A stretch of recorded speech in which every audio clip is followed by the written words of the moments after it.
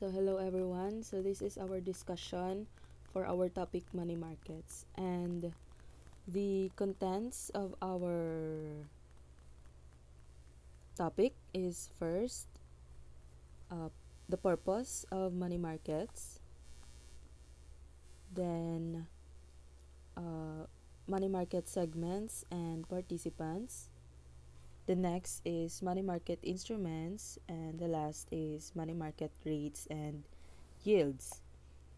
So what is the purpose and structure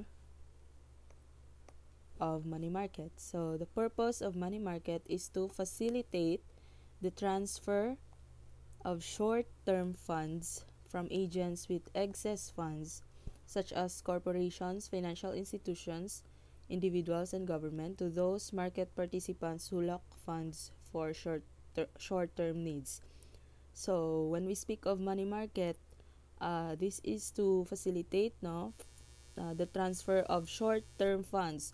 Take note of this: short-term funds uh, from agents with excess funds. So if person 1 is has excess funds, so I have excess funds, then we have the short-term funds, uh, short-term funds, no? Gina-facilitate niya ang transfer of these short-term funds to those market participants who lack funds, no? So, na siya class how money market works. Okay? So, what are our money market segments? First is the interbank market. So, banks and non-deposit financial institutions settle contracts with each other with central bank. So, take note of this. Now, involving temporary liquidity, surpluses, and deficits. When we speak of interbank markets, so this is between banks, no? Especially with the central bank. So, ang aton central bank here in the Philippines is the BSP. Okay?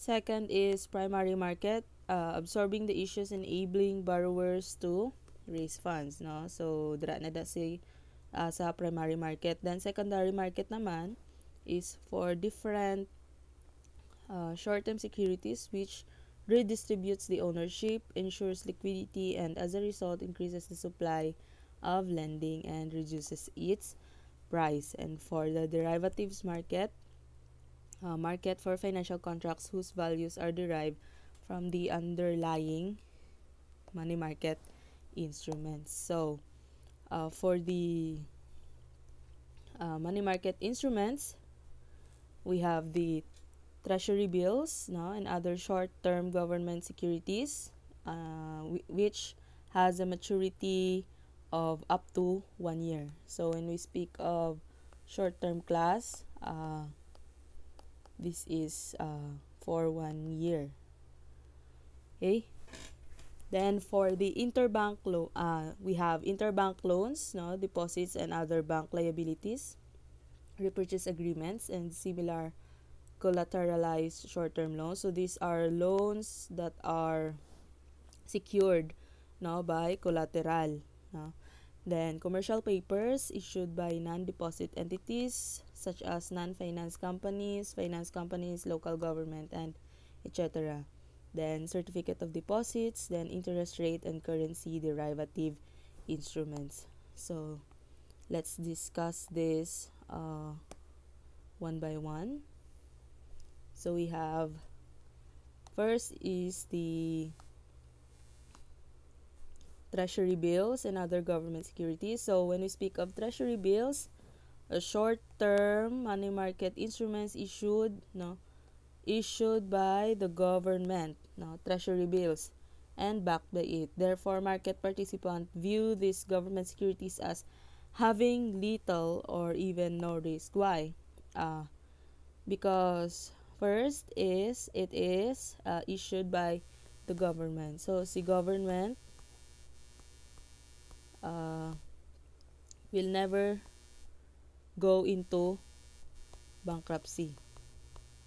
So take note of that, class. Si government never na iya mabankrupt even though damo-damo siya utang. No, kay ang nagabuhi sa government is its people. So as long as the people exist, the government exists. No?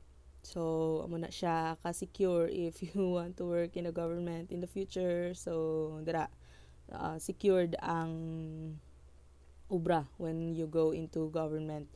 So since wala sila bankruptcy, ang gina-issue nila nga short-term money markets such as these Treasury Bills or T-bills will have little or even no risk. No?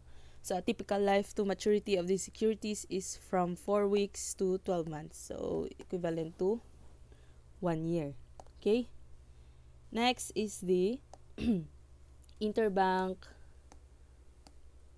market loans. So interbank market is a market which involves bank borrowing and lending of any funds in reserve accounts at the central bank. So involves the central bank or the BSP, no, for the interbank market loans. So the major characteristics of the interbank markets are: first, the transfer of immediately available funds; second, the short time horizons; and third is unsecured transfers.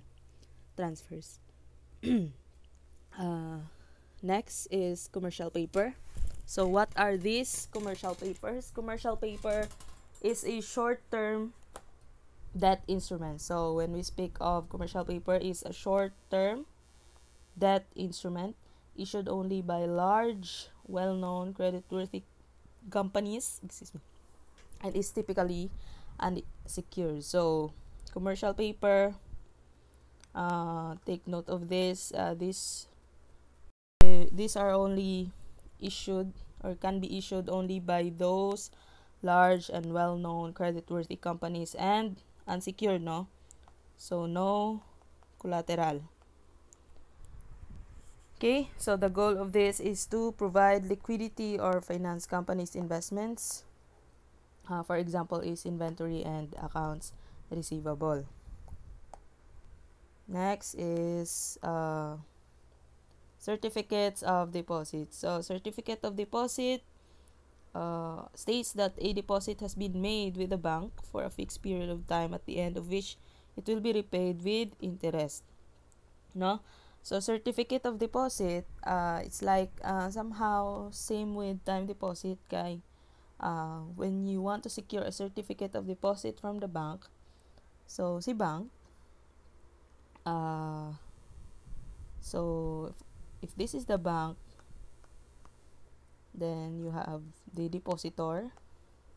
So from the depositor, money coming in to the bank, then si bank will issue the certificate of deposit. Okay? So amo ni sa ang certificate of deposit. So this amount will be at the bank for a certain period of time. For example, since we are talking with the money market, so probably it's for 1 year. So within 1 year, hindi pwede makuha ni depositor ang iya kwarta, no? Then after 1 year, pwede makuha ni depositor iya nga kwarta. So mabalik ang kwarta plus the interest. Okay? So ginpatubo iya lang ang kwarta iya sa bangko. Then this certificate of deposit will be balik sa bank or cancelled, no? After that. So the advantage to the depositor, certificate can be tradable. So tradable, pwede mabaligya. Okay? Then advantage to the bank, it has the use of deposit for a fixed period of time, but because of the flexibility given to the lender at a slightly lower price that it would have had to pay for a normal time deposit. So this is the example of certificate of deposit, no? It looks like a certificate or normal certificate. Next is repurchase agreements. A repurchase agreement is an agreement to buy any securities from a seller with the agreement that they will be repurchased at some specified date and price in the future. So, simply lang, it's an agreement not to buy any securities, and there is agreement nga pideya yung ma-repurchase, no? At some specified date and price in the future. So, repurchase agreement is fully collateralized loan. So, there is, this is a secured loan, no? In which the collateral consists of marketable securities. So, secured by marketable securities. So, let's go to the major characteristics of money market. So, this is short-term in nature. So, since this is short-term in nature, it has low risk. No? So, low risk, then there is a high liquidity. No? Kay 1 year man lang ang iyang maturity. So, convertible. It can be easily converted into cash, no? Then close to money, no? When we speak of close to money, so it is it can be easily converted into cash. So if this, then it is liquid. Okay? And who are the money market participants? We have the ultimate lenders, no? Ang aton nga naghulam. The ultimate borrowers, ang mga nagapahulam. Then the central bank. The credit institutions, no? Mga nagapautang na mga banks, like banks, no? Mga finance companies. And large non-financial corporations. Then money market interest rates and yields. Short-term money market instruments have different interest rate and yield quoting conventions. So, since ang aton money market is for 1 year, so we use the simple interest. So, if we speak of long-term naman niya, dira na ta magamit sang aton nga compound interest. So, mo lang na klase, no, for the money market. So, that's all for money market. Next topic is debt markets, and I'm gonna make a separate video for that.